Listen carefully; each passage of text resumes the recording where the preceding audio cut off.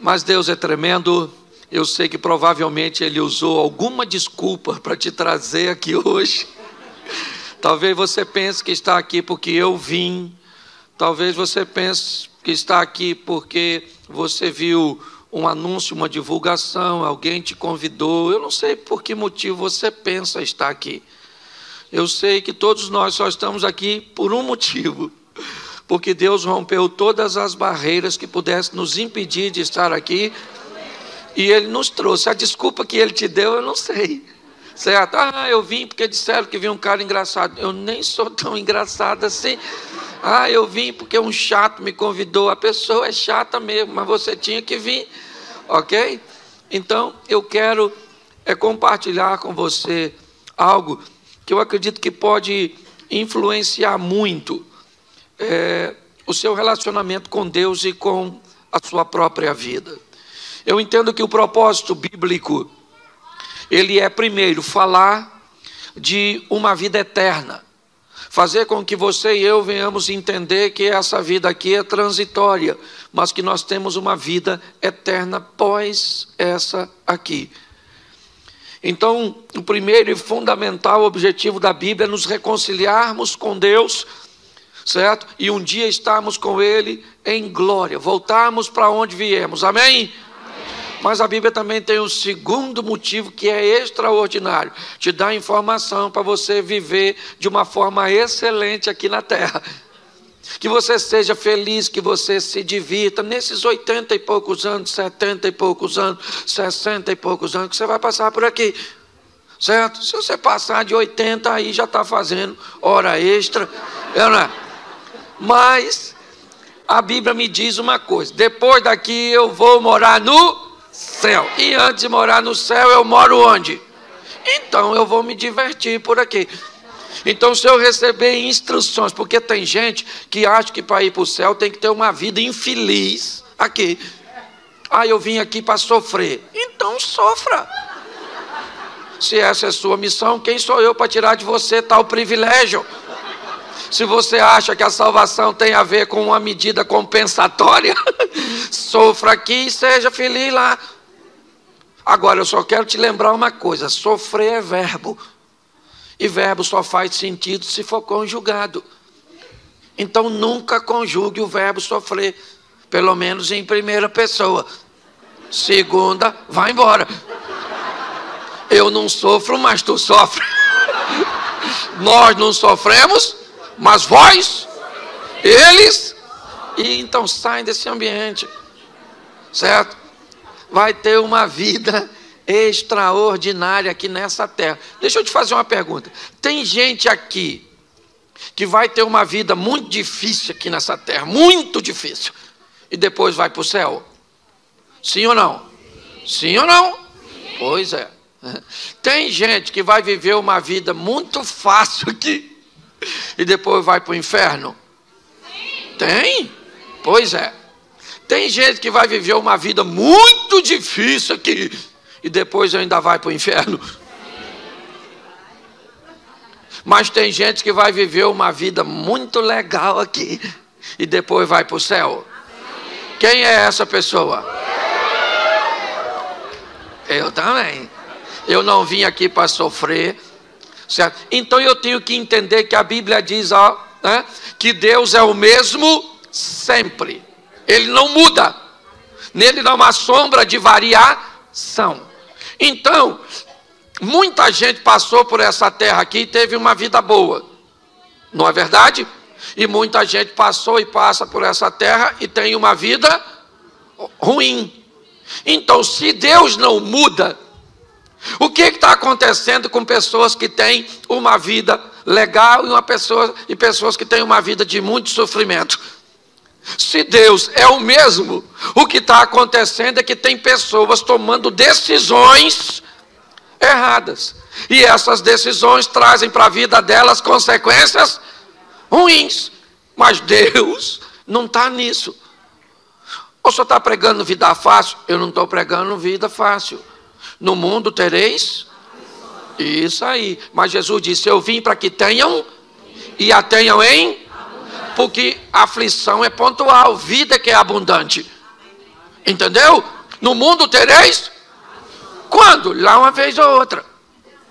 Uma aflição com sua esposa, uma aflição com seu filho, uma aflição com dinheiro, uma aflição com a doença. Quando? Lá uma vez ou outra. A minha vida toda de aflição. Isso não é vida, isso é saga. Entendeu? Isso não é vida. Então, eu preciso que você entenda que grande parte daquilo que você vive é nada mais, nada menos que resultado daquilo que você fez. Então, entenda isso. Nós precisamos ter uma vida boa aqui. Por quê? Porque Jesus está querendo alcançar outras pessoas. E para alcançar outras pessoas, Ele quer usar seus missionários, seus representantes, que somos. Então, as pessoas olham para quem? Para a nossa vida, para saber se o Deus que está gerenciando ela é legal. Entende? Hoje nós somos propagandas. Aliás, sempre fomos. Está todo mundo de olho em nós.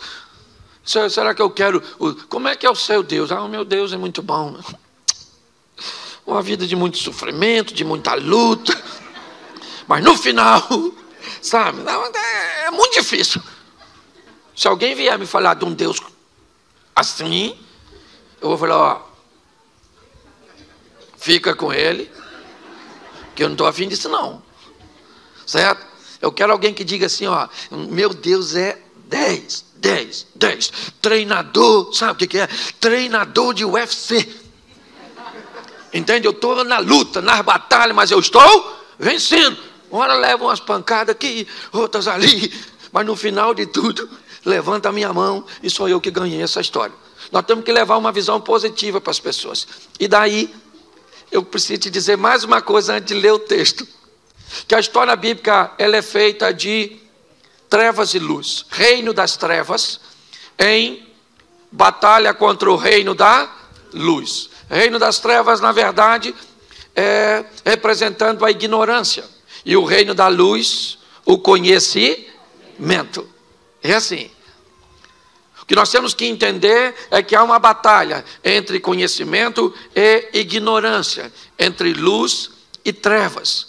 Porque o conhecimento liberta, e a libertação te leva para uma nova fase da sua vida. Conhecereis a verdade e a verdade vos... Isso, Jesus é a verdade, sim ou não? Mas a verdade também é a verdade. A verdade sobre coisas. Por exemplo, quantos brasileiros temos aqui? Levanta a mão, os brasileiros. Baixa a mão. Então você vai entender o que eu vou falar, é para eu não dar um exemplo equivocado. Quem aqui lembra, né? Quando você era pequenininho assim, se você chupar uma manga, não pode tomar leite, que senão você morre. Levanta a mão. Isso aí.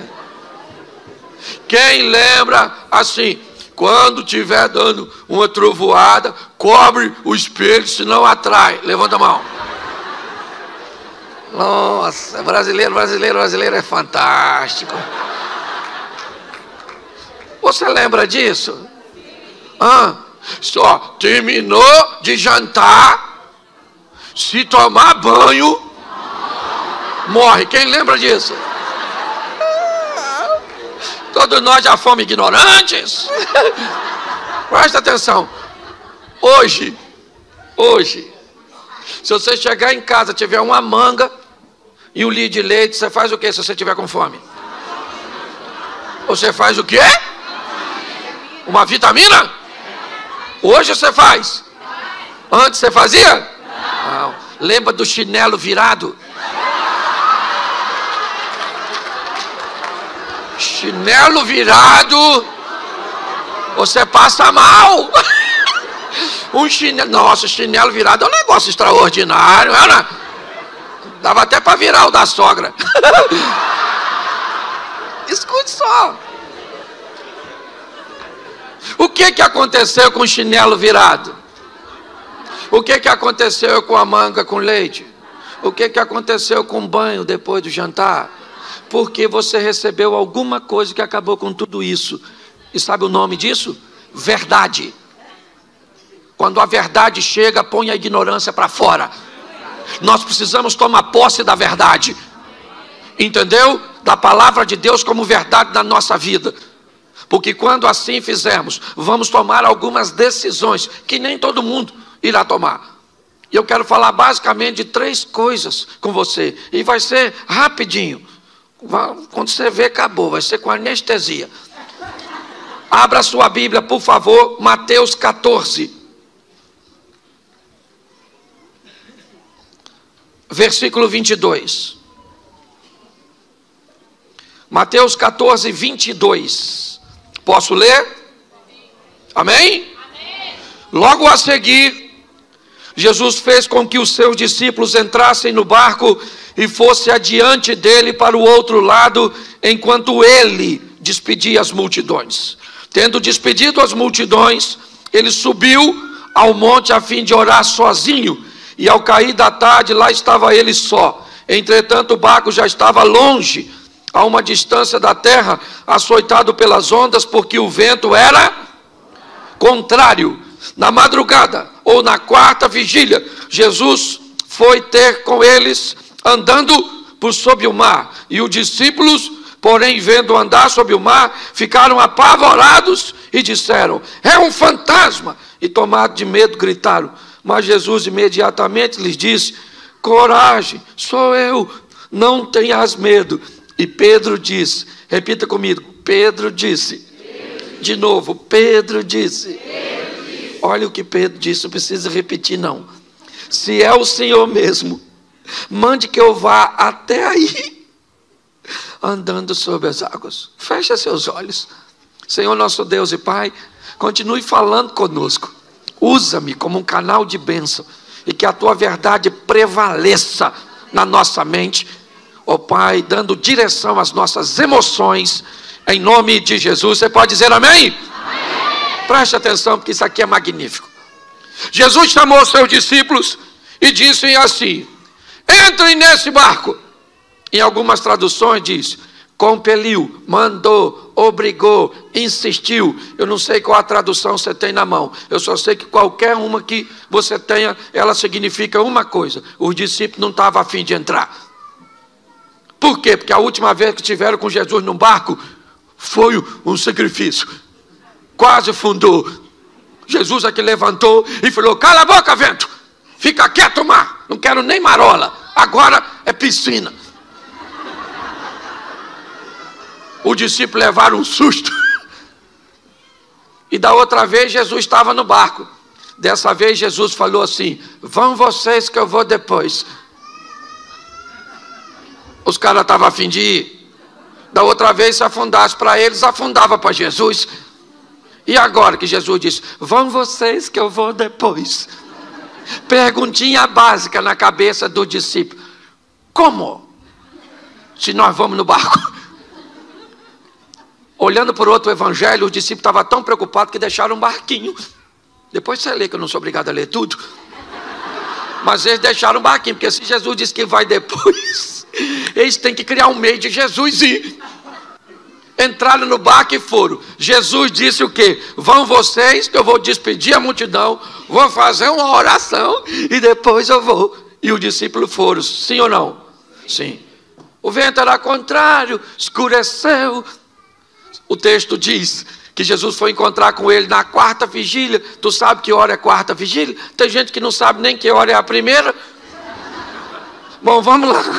A primeira vigília começa às 18 horas. De 18 a 21, primeira vigília. Jesus foi? Então até às 9 da noite Jesus não chegou. Certo? De 9 à meia-noite, a segunda vigília. Jesus chegou. O vento contrário. De meia-noite às 3 da manhã. Jesus chegou. Ele falou que ia. Pois é, há quanto tempo você está escutando que Jesus falou que está vindo? E aí parece que está demorando, né? Pois é, mas fica pronto, porque ele falou que vai vir, ele vem. Tem gente que quer saber se é milenista, pós-milenista, pré-milenista. Segundo a informação que eu recebi, é o seguinte: eu vou voltar, arrumo as malas e fica pronto. Se é antes, durante, depois. Isso não é importante, fica prontinho, porque a hora que cantou, a gente rapa fora. E quem ficar resolve com...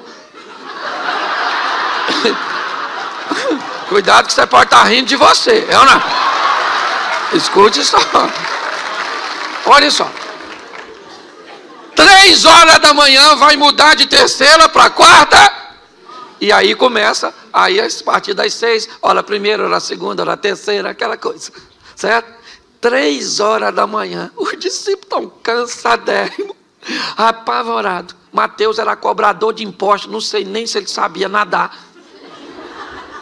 Aquela tribulação dentro do barco, todo mundo com medo. Quem é que aparece andando em cima d'água? Jesus. Podia ter avisado como é que ia. De repente os caras estão com medo, cansados, 3 horas da manhã, e ele não vem mais. Eu imagino o mar revolto. Vem Jesus andando em cima d'água. Tu acredita nisso? Literalmente tirando onda. Vem ele andando sobre. Quando os discípulos viram isso, começaram a gritar: olha lá um fantasma, socorro! Não tinha mulher não, era só homem. E eles começaram a gritar de medo: fantasma, fantasma. Eu imagino Jesus lá fora. Eu não falei que vinha? Para que essa gritaria? Ninguém correu. Ninguém dos discípulos saiu correndo. Por quê? Porque não tem para onde correr, filho. Nessa vida ou você enfrenta ou você enfrenta para ganhar, ou você enfrenta para... Mas você é obrigado a enfrentar. Por isso Jesus disse: eu vou estar com você nessa peleja, para que você enfrente e saia vitorioso. Quando todo mundo começou a gritar, Jesus gritou lá de fora: calma, gente, sou eu, fantasma não. Aí deu aquele silêncio, todo mundo ficou olhando, estava meio escuro, amedrontado, visibilidade baixa. Pedro olhou e falou: aí, é o senhor mesmo? Se é o senhor, manda eu ir aí. Pensa no silêncio. Como assim, Pedro? Tem um cara andando em cima d'água.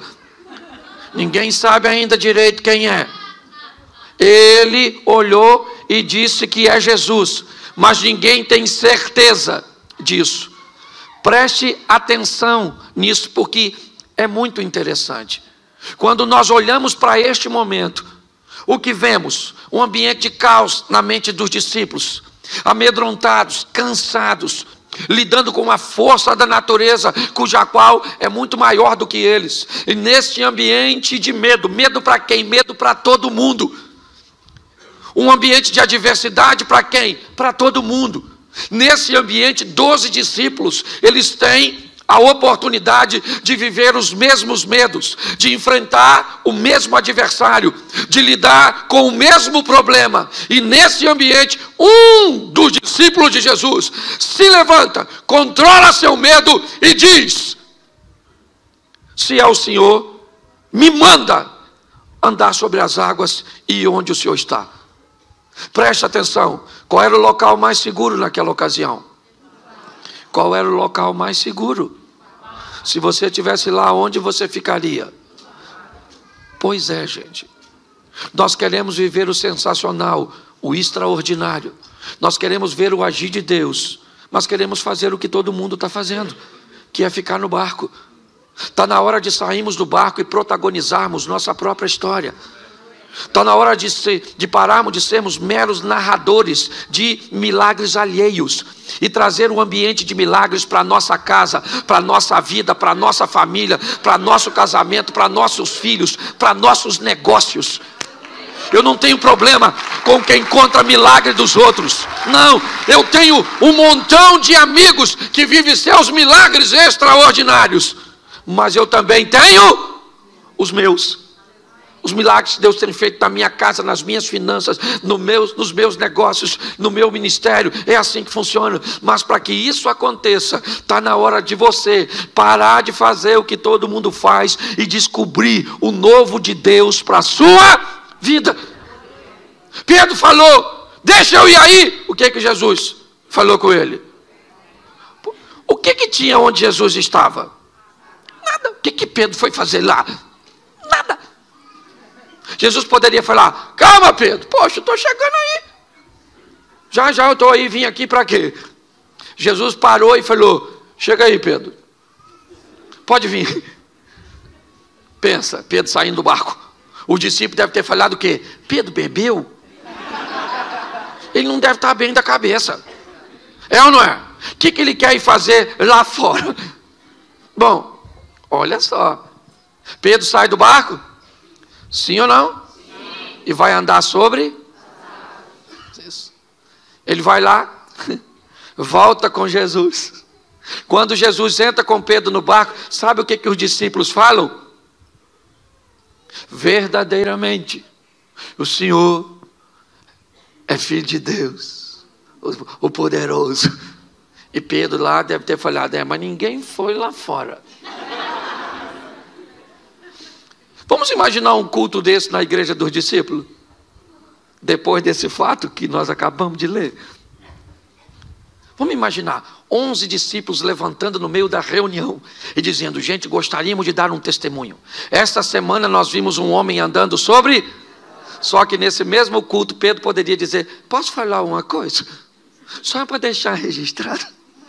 O homem que eles viram andando fui eu. Pastor, o que você quer dizer? Que está na hora de você fazer o que nunca fez, para viver o que nunca viveu. Está na hora de você se destacar, que os outros quiserem que se destaque, mas você tem que parar de ficar olhando para os outros. Entenda o que Deus quer fazer na sua vida, para onde Ele quer te levar, a oportunidade que Ele quer te dar. É isso que eu quero que você entenda nesse momento. Faça algo de novo pelo seu casamento. Faça algo de novo pela sua vida profissional. Faça algo de novo para o seu ministério. Faça algo de novo para que algo de novo aconteça na sua vida. Viver na mesmice vai te levar para onde? Preste atenção. Por que eu tenho vivido o que eu tenho vivido? Porque Deus me deu um negócio muito louco para fazer. Muito esquisito. É ou não é? Quantos de vocês já viram pessoas na internet me chamando de palhaço? Levanta a mão. Aí, nem precisava levantar para não me machucar. Quantos de vocês já ouviram as pessoas dizerem: esse cara não prega nada, isso é um animador de auditório, um bobão? Assim, ó. E você pensa: eu vejo tudo isso. E eu olho, às vezes eu falo: Senhor, olha o que estão falando de mim.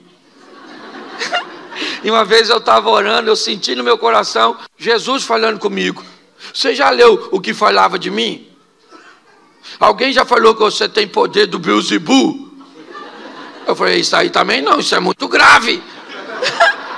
E Jesus falou: mas falaram de mim. Eu falei: então desculpa. Deleta a reclamação. Vou apagar essa mensagem para mim e para o Senhor. É ou não é? Você está entendendo? Está na hora de você amar como nunca amou, para ser amado como nunca foi. Está na hora de você ofertar como nunca ofertou, ser fiel como nunca foi, para prosperar como nunca prosperou. Está na hora de você orar como nunca orou, para ter poder como nunca teve. Está na hora de você cuidar de seus filhos como nunca cuidou, para amanhã eles cuidem de você como você jamais imaginou que eles cuidariam. Está na hora de nós fazermos o extraordinário, sensacional. Saia desse barco, meu filho, e vai andar sobre, porque você vai ter história para contar. A respeito de quem? De você mesmo. Isso. Porque a irmã, sabe aquele que passa por cima da nota de 100 euros e o de trás diz: achei.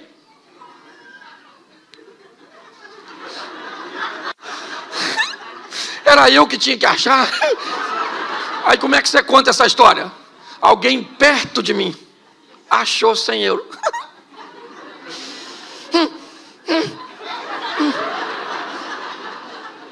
Hoje eu vejo muita gente, certo? Que na hora de contar suas histórias diz que elas aconteceram onde?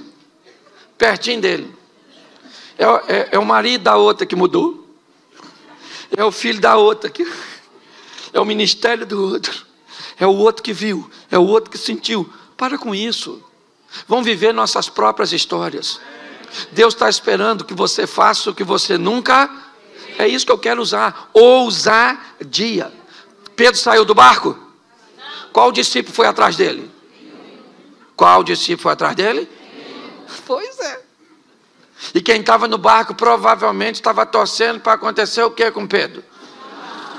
Porque quem não sai do barco detesta ver gente que sai.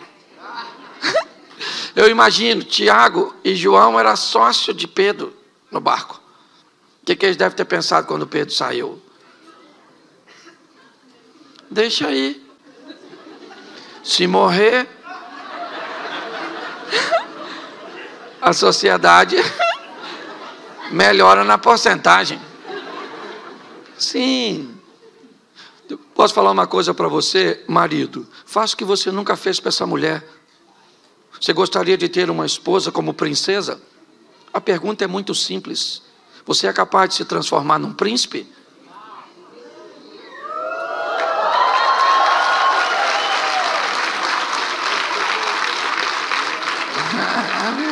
A senhora não pensa que eu vou deixar isso barato?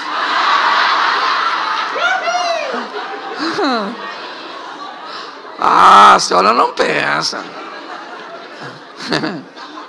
A senhora gostaria que seu marido fosse um príncipe? Pois é, para viver com quem? Com a senhora?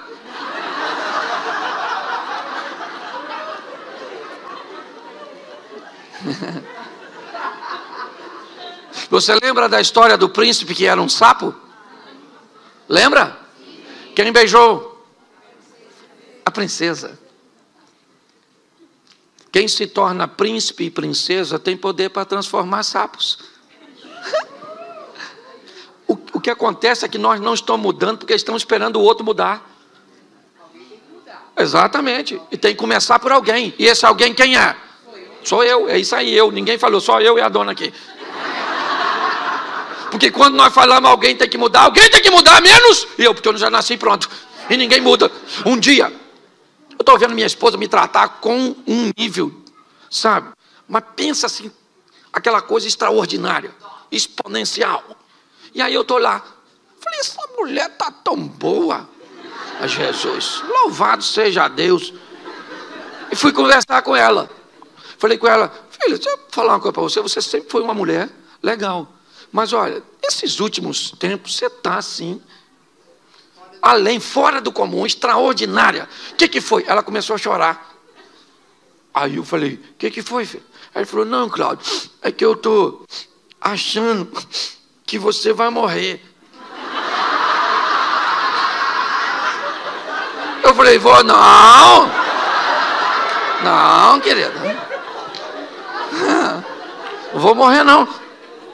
Aí eu perguntei a ela, por que é que você está achando que eu vou morrer? Ela falou, Cláudio, nos últimos meses, você melhorou demais o tratamento comigo. Ou seja, eu estava recebendo nada mais, nada menos, o reflexo daquilo que eu estava fazendo. Entendeu? Leve seu relacionamento para o próximo nível. Vai lá, dê um abraço no seu filho, não interessa a idade do seu filho, abrace, diga para ele, meu filhinho, minha filhinha, eu te amo. Ela vai falar o quê? Vai morrer.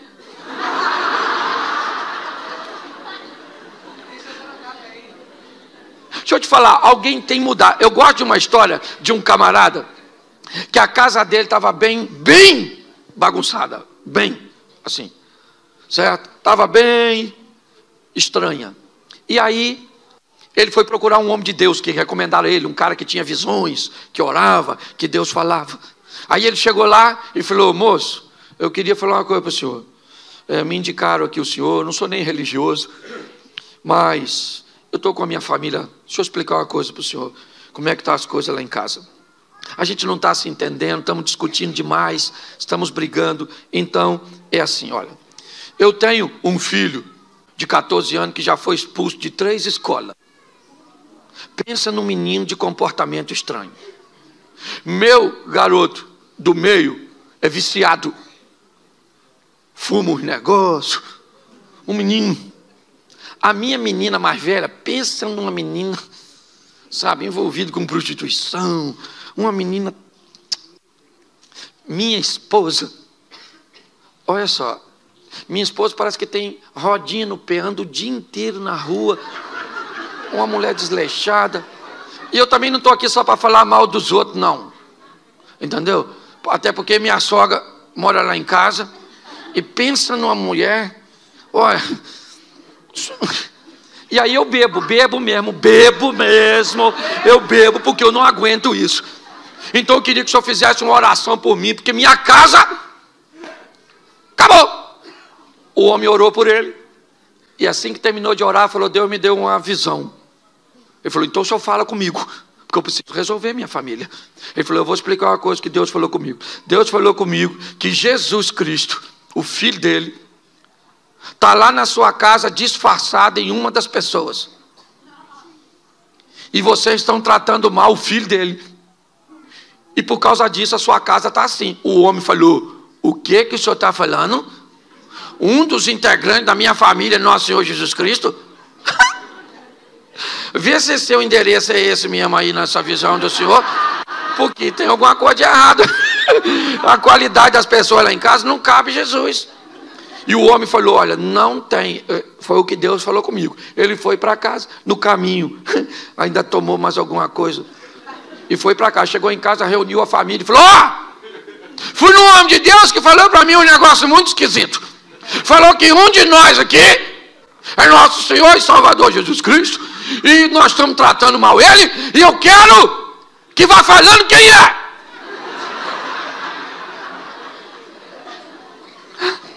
Aí não achava ninguém. O garoto dele mais novo falou: gente, pensa bem, se não foi papai que foi com essa notícia, quem sabe não é ele? Aí a sogra falou: bem capaz de ser esse cachaceiro, bem capaz. Aí o filho mais velho falou assim: gente, essa história de Jesus não é uma história antiga? Quem sabe não é vovó? O pai falou: Senhor, perdoa esse menino que ele não sabe o que fala. Vê se Jesus... Fica quieto, garoto, drogado. Começou aquela conversa, e daqui e dali, no final não achou ninguém. Quando a conversa acabou, o filho mais velho procurou o pai e falou: pai, falando sério agora com o senhor já pensou se for vovó?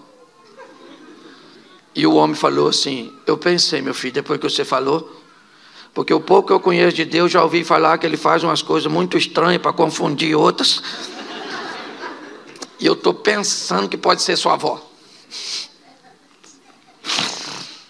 A partir daquele dia, baseado nisso, ele começou a tratar melhor a sogra. A mulher dele, que viu que agora ele tratava melhor a mãe dela, começou a tratar melhor ele também. A sogra, que viu que estava recebendo carinho de uma fonte onde só recebia agressividade, começou a gostar do genro. Os filhos, que viram que os pais estavam se acertando e que as coisas estavam se acomodando, começaram a se reposicionar em seus comportamentos. No passar de pouco tempo, aquela família estava totalmente restaurada, porque alguém resolveu mudar a sua postura e aprender a lidar com alguém que entendeu que nessa pessoa Jesus Cristo morava. Quando você olhar para seu marido, não veja seu marido, veja Jesus morando nele. Passe a tratar este homem melhor, porque talvez ele consiga despontar, fazer com que esse poder, esse comportamento venha fluir de dentro dele para consertar a sua família. Mas para a nossa vida mudar, precisa de atitude de um Pedro. de alguém que resolva ser o primeiro a sair do barco, a enfrentar um ambiente estável, a enfrentar a escuridão, a enfrentar a incredulidade dos outros, mas entende para onde está indo. Pedro disse: se é o Senhor. Eu queria lembrar você, Lucas capítulo 5, o primeiro encontro de Jesus com Pedro. O primeiro encontro de Jesus com Pedro, depois cansado também de uma noite frustrante, onde não pegou nada, Pedro ouve de Jesus o seguinte: vamos pescar agora, depois de uma ministração que Jesus havia feito. Pedro disse: Senhor, sob a tua palavra eu vou lançar minhas redes. É o Senhor que fala, porque eu sei que não tem nada, eu sou pescador.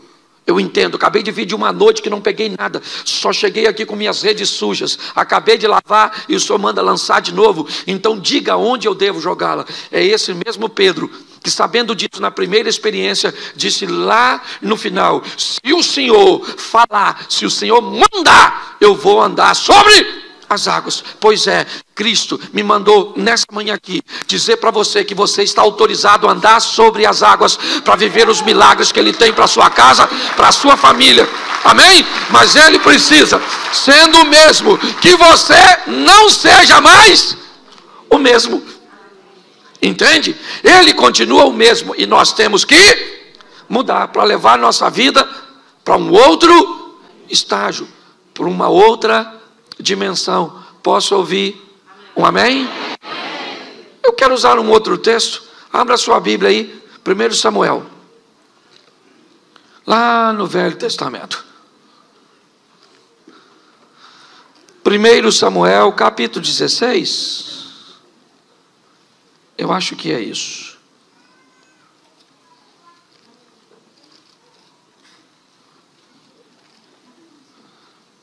Vamos ao 17, 24,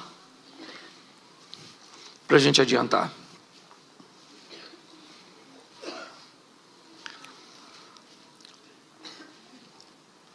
Repita comigo 24. Todos os israelitas, vendo aquele homem, fugiam de diante dele com muito medo, e diziam uns aos outros: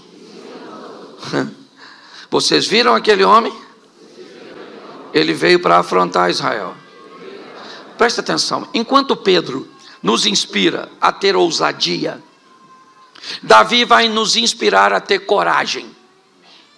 Preste atenção, o texto diz que há um ambiente de guerra no vale de Elá, ou de Socó, não sei como é que está a sua tradução.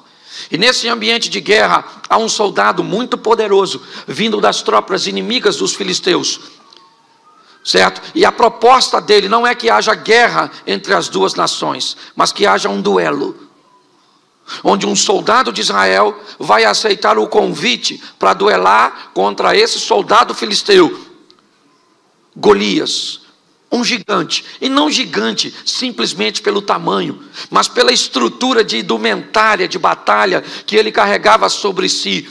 Só olhar para um homem, certo, de uma nação inimiga, vindo com aquela couraça, com aquele escudo, com aquele capacete, aquele homem na verdade era a representação de um tanque de guerra. Por isso que todos olhavam para eles e sentiam medo. Uns conversavam com os outros: viu o gigante? Rapaz, o cara é grande, matador desde garotinho, ninguém pode lutar com ele. Estavam certo ou errado? Claro que estava certo. Olhou para o cara é grande, quase matou a mãe dele quando nasceu. O cara extraordinário era o Golias. Olha só, e agora quem é que chega no vale de Socó, puxando um jumentinho? Davi. Estacionou o jumento. Eu acho isso maravilhoso. O texto diz que uns diziam para os outros, viram aquele homem que subiu para afrontar? Uns diziam para, só que Davi não estava lá, então Davi não ouviu ninguém falar com ele, porque ele acabou de chegar.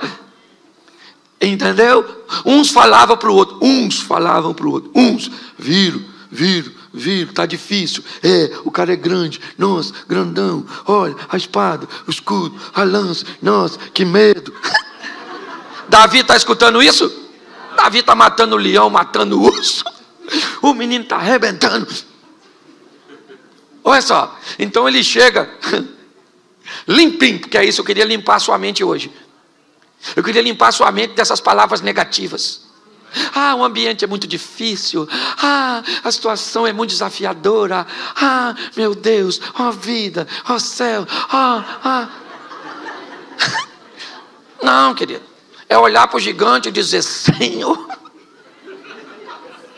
é grande mesmo. Dependendo da religião, benza a Deus. Isso é legal. Olhar para a situação, né? Que ela tem tudo para te amedrontar, para te acovar. Davi acabou de chegar. Quando ele chegou, o que aconteceu? O Golias saiu e falou: tem algum homem aí? Ninguém falou nada. Davi acabou de chegar, não sabe de nada. Falou: o irmão dele mais velho falou: cala essa sua boca. Cala essa sua boca. Isso aqui não é ambiente seu. Cadê aquelas ovelhinhas que você deixou com quem? Seu pretensioso. Vim aqui, eu sou seu irmão mais velho. Você briga com um cara, eu tenho que te defender. Davi falou: calma, que é isso? O que vão dar para quem matar o gigante? Davi, ó, é corajoso, mas não é bobo. Ele quer saber prêmio. Alguém falou: escuta só, quem matar o cara lá, um negoção, ó. Casa com a filha do rei, fica rico e não paga imposto. Davi olhou e falou: vocês não estão sério? Casa com a filha do rei, fica rico e não paga. Ninguém mata esse gigante. Porque esse gigante, na verdade, é a oportunidade de eu mudar de vida. Então, se eu matar, eu fico rico. Caramba. Viro príncipe porque caso com a filha do rei. E sai dessa carga tributária. Esse cara não é problema, esse cara é a solução. Você consegue já ir pegando? O problema que você está enfrentando não é problema, ele é a possibilidade que Deus criou para você vencer e se promover. Para ir para a próxima vida. É o próximo estilo de vida. Davi falou: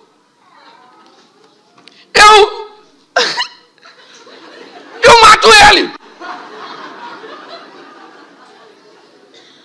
Alguém falou: sua juventude, esse não mede consequência não. Isso é droga, pode ver onde é que está aí. Dá uma geral nos bolsos dele, que isso está louco. Um garoto querendo falar que vai enfrentar esse menino. Olha só, eu queria que você entendesse. Você está em meio a uma adversidade? Tá, é isso o seu problema? É. Você pode tomar posse da palavra de Deus ou arrumar uma chupetinha. É um pirulitozinho, chorar. Não vai adiantar nada, o problema fica lá do mesmo jeito. Lembra quando o capitão do navio de Jonas, onde Jonas estava, ele descobriu que Jonas estava lá? Ele descobriu que a tempestade estava vindo por causa de... O Jonas pulou do barco? O que o capitão fez? Jogou ele. Você está esperando o seu problema ir embora sozinho? Vai não, menino. Pensa em problema, um troço teimoso. Ele não quer sair da sua vida, não. Isso aí é coisa de Zeca Pagodinho. Deixa a vida me levar. Não. Nós temos que tomar desse que levem as coisas ruins. Eu olho para Davi. Alguém falou: leve esse menino para Saul, para ver se Saul autoriza esse massacre. Davi chegou lá. Saul falou: o que foi? Davi falou: é que eu vi um gigante lá grandão e falou que quer um homem para matar ele. Duelo? Então, ô meu filho, sim. Saul deve ter falado: garoto, eu já estou com tanto problema, meu filho, e é você que toca para me dormir. Ai, meu Deus. Mas vai lá, pelo menos nós vamos ter um menino para desafiar um gigante. Lá foi Davi enfrentar o gigante. Uma tiradeira, 5 pedras. Eu acho extraordinário. Por que ele leva 5? Porque isso dá a ele o direito de errar, gente. Você tem que ter uma reserva na sua sacola de fé. Ah, vai dar tudo certo. E se não der? Você tem que ter o plano B. Plano B não é falta de fé. É só plano B. Se o A não deu, vamos no B. Outra pedra e outra pedra. Tem gente que vai dar tudo certo. E se não der? Se não der, morremos. Já era, já foi. Você já viu todo herói? Lembra do Rambo? Ele tinha uma metralhadora, sim ou não? Mas aqui, na cinta, ele tinha uma. Porque quando acabava as balas,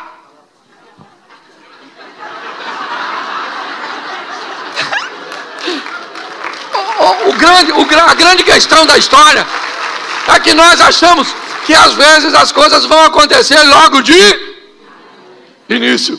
Vá preparado. Davi foi. Eu acho isso sensacional. Com medo do gigante, sim ou não? Sim ou não? Sim. Claro. Olhou para o gigante, mas ele pensou na filha do rei. Caramba, aquela menina, poxa, só tem que viver eu, só isso. Só isso, é só isso. Outra coisa, ovelhinha nunca mais. Agora você é o dono da ovelha, isso aí, imposto, que é isso, imposto? Agora nada de imposto, pagar mais nada. Vamos lá. Quando ele chega, está todo mundo olhando. O gigante e o menino. Perguntinha simples. Os irmãos de Davi achavam que ele ia ganhar? Não. O exército de Israel achava que ele ia ganhar? Não. Saul achava que ele ia ganhar? Não. Golias achava que Davi ia ganhar? Não. E os filisteus? Ninguém. Só Deus olhando lá de cima. Eu não sei nem se Deus estava concordando muito com isso. Porque segundo alguns historiadores, Davi sabia que foi ungido por Samuel para ser e não para matar gigante. Então eu imagino Deus olhando. Vai encarar o gigante. Nem autorizei. Porque Davi não perguntou a Deus em oração se era para matar o gigante. Ele falou que ia quando ele viu os prêmios. Só que o extraordinário é o que Davi diz. Quando ele vai enfrentar o gigante, ele diz assim, ó: você vem a mim com espada, escudo, lança e outras indumentárias mais, mas eu vou contra você, em nome. Pensa Deus escutando isso, ainda que já soubesse. Vamos imaginar aqui uma figura ilustrativa, o anjo falando com Deus: Senhor, o senhor viu em nome de quem ele vai?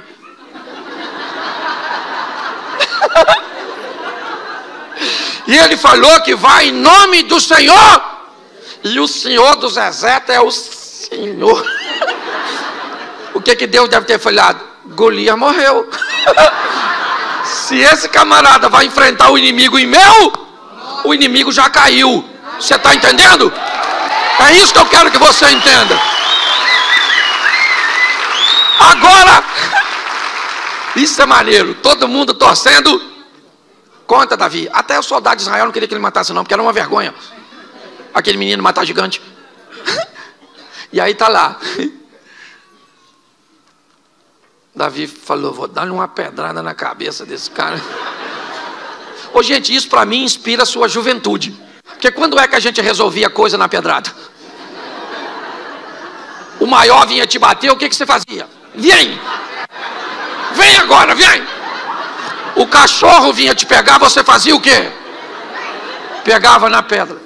Escute isso, você pode rir, não tem problema, isso faz parte do meu ministério. Você não pode perder a mensagem. Suas batalhas só serão vencidas se Deus estiver à frente dela.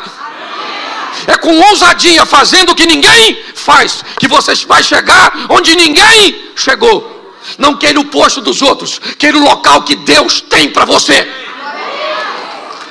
Quando eu olho para esse momento, o que eu vejo? Eu vejo um menino num ambiente de incredulidade, mas um menino que tem uma história com Deus. Foi isso que ele disse para Saul: eu matei leão, eu matei urso. Eu tenho experiências com Deus num ambiente onde ninguém é capaz de enxergar.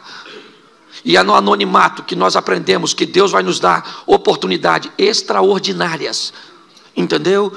Às vezes queremos ser ovacionados, vistos, reconhecidos, mas aprenda uma coisa: é na intimidade, é no secreto, é na oração da madrugada, entendeu? É naquelas coisas particulares que a nossa fé vai se fundamentando, que vai se estabilizando. É isso. Davi chega agora num ambiente de notoriedade, é verdade, mas trazendo consigo uma bagagem do escondido, é ou não é? Da experiência entre ele e Deus. E ele mata o gigante. A pedrada atinge exatamente, certo, a fronte do gigante, e ele cai. Ele morreu, o gigante? Não, Davi pega a espada do gigante. Isso também é uma boa lição. E corta a cabeça do gigante.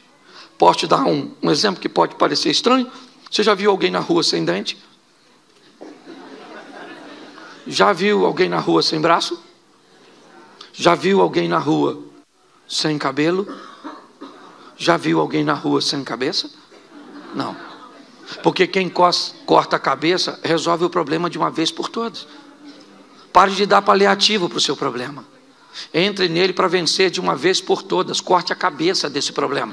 Extirpe este mal de uma vez por todas. Davi agora entra no arraial com a cabeça de Golias nas mãos. E sabe o que é mais interessante? Ele casou com a filha do rei? Não. Saul não deu Merabe para ele, deu para outro indivíduo. Saul fez Davi ficar rico? Não, porque quando Davi vai se casar com Mical, Davi diz que não tem como ser genro do rei, porque não tem recursos para pagar o dote. E provavelmente a casa de Jessé, ou seja, de Davi, continuou pagando impostos, porque Davi enfrentou o gigante, matou o gigante, e Saul não cumpriu o que havia dito. Mas Davi foi enfrentar o gigante em nome de Saul? Não. Com a armadura de Saul? Não. Enfrentou o gigante em nome do? Isso. Com as armas que Deus lhe deu para que ele fosse habilidoso. Pergunto eu para você, agora, a contragosto de Saul, Davi se casou com uma filha dele? Sim, com Mical. E não por um prêmio, mas por amor, porque a Bíblia diz que Mical amava Davi.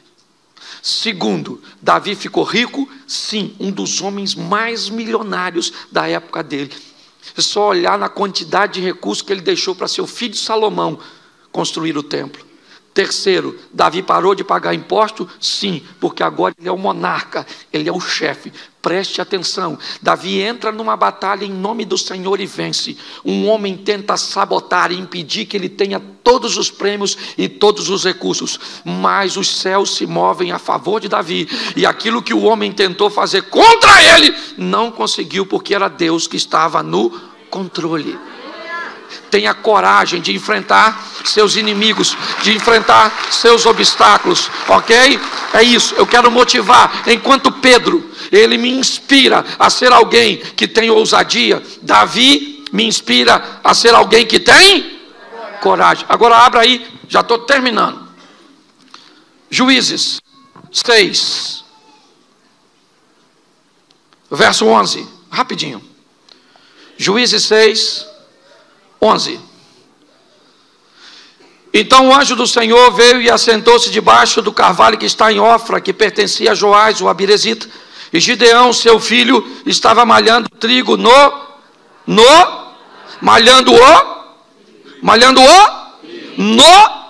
olhe para mim agora, porque eu preciso terminar com você aqui.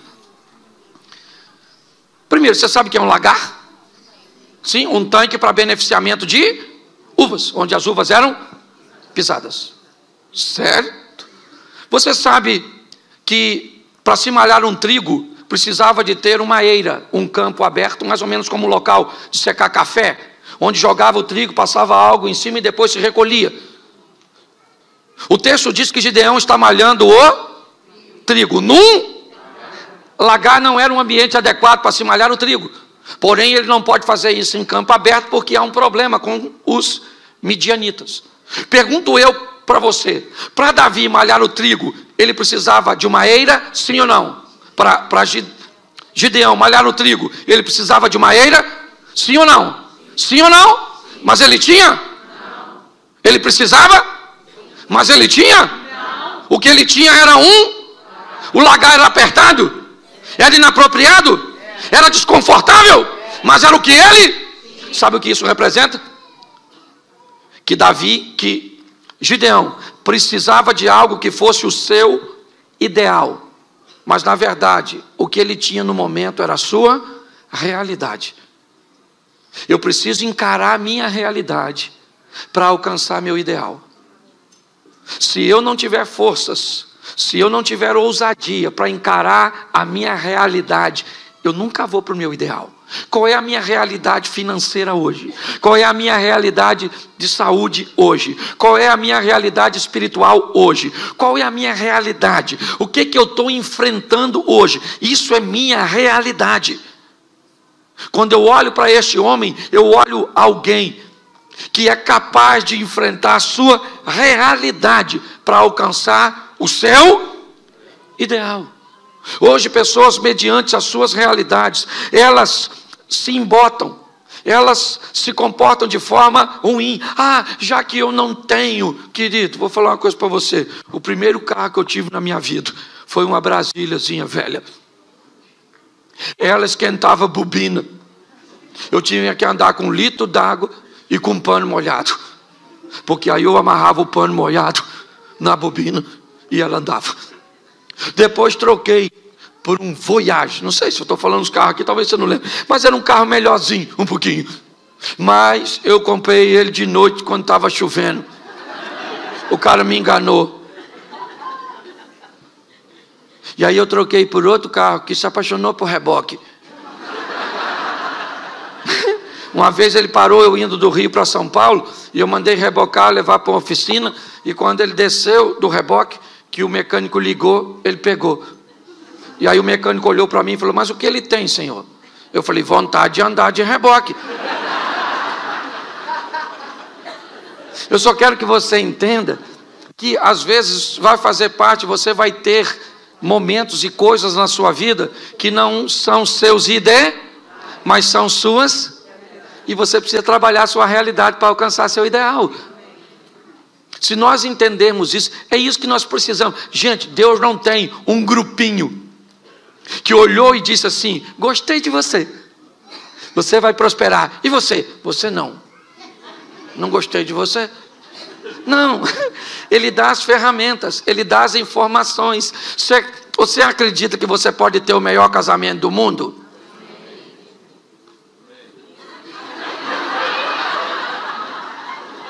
Vamos tentar de novo, Senhor. Em nome de Jesus. Você acredita que você pode ter o melhor casamento do mundo? Seu filho pode ser extraordinário? Você pode ter recursos para pagar todas as suas contas? Você pode ter uma saúde legal?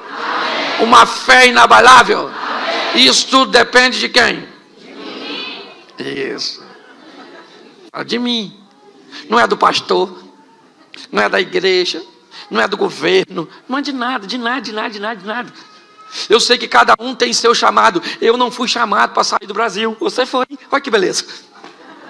Eu prospero lá, eu vivo lá, eu cresço, eu amo o local que eu moro. Um local pequenininho que foi feito no 6º dia. Deus já estava indo embora e falou: Xerém. Mas é o local que eu amo, é isso que eu quero que você entenda. É isso que eu quero. Então você tem que ver onde você está. É aqui. O que você é? Você é o quê? Você é brasileiro? Você é português? Você é espanhol? O que você é? Você é angolano? De onde é que você veio? Querido, presta atenção. Isso não é relevante. O relevante é que todos nós temos o mesmo Deus. Mesmo Deus. É isso aí. Então vamos ser ousados. Ousado. Porque se você falar que não é ousadia pregar desse jeito que eu prego, experimente um dia. E você vai ver. Aprendi a ter coragem. O gigante aparece. Eu tenho que derrubar gigante, matar leão, urso. Encaro minha realidade. Para alcançar o meu ideal. Eu queria que você ficasse de pé agora. Eu queria que alguém fizesse um barulho sagrado aqui. Isso. Fecha seus olhos. Feche os seus olhos, pode fechar que ninguém vai pegar nada seu. Não está no Rio de Janeiro.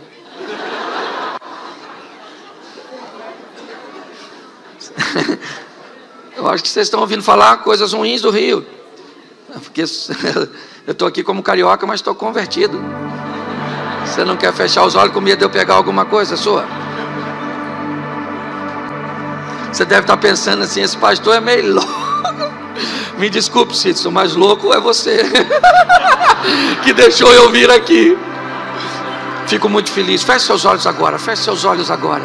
Feche os seus olhos agora, porque Deus está neste lugar. O Deus que deu condições a Pedro de andar sobre as águas, o Deus que deu condições a Davi de matar um gigante, o Deus que deu condições a Gideão de liderar uma revolta e vencer um exército com 300 homens. Esse é o mesmo Deus desta manhã. Ele está em nosso meio.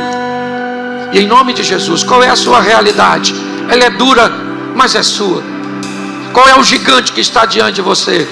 Qual é o ambiente escuro e amedrontador que está te envolvendo? Se Deus estiver contigo, você anda sobre as águas, você mata o gigante.